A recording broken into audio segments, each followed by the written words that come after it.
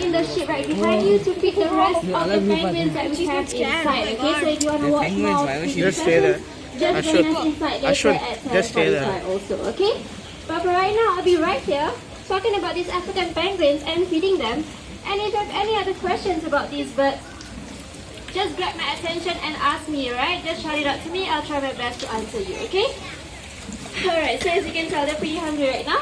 And these African penguins, they're also known as the black-footed penguins or the jackass penguins. And they come from the southern west coastlines of Africa as well as Namibia.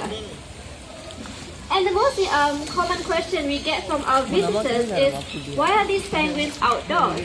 Because it's a very common misconception that penguins can only survive in the very cold weathers, right?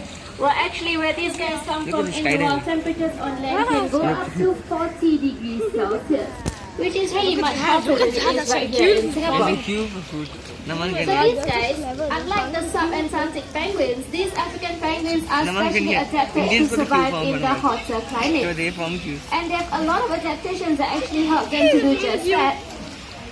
However, the most important one are the presence of their pink glands. So if you look at these guys, right, if you look really right above their eyes, you'll notice that there's little pink strips of skin above both sides of their eyes.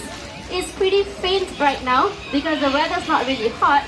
So what happens is that beneath those pink glands, right, there's a lot of blood vessels.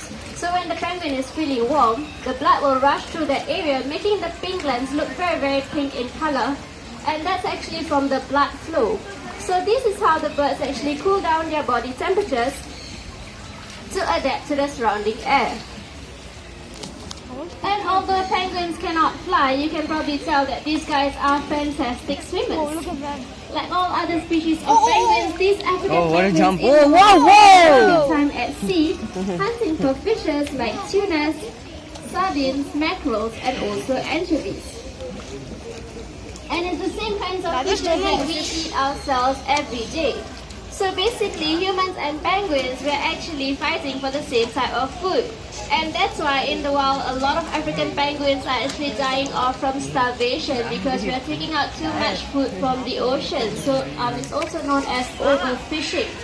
So the fish cannot be replaced in time and a lot of marine life is affected. In fact, in 2010, these African penguins have been classified as an endangered species due to that.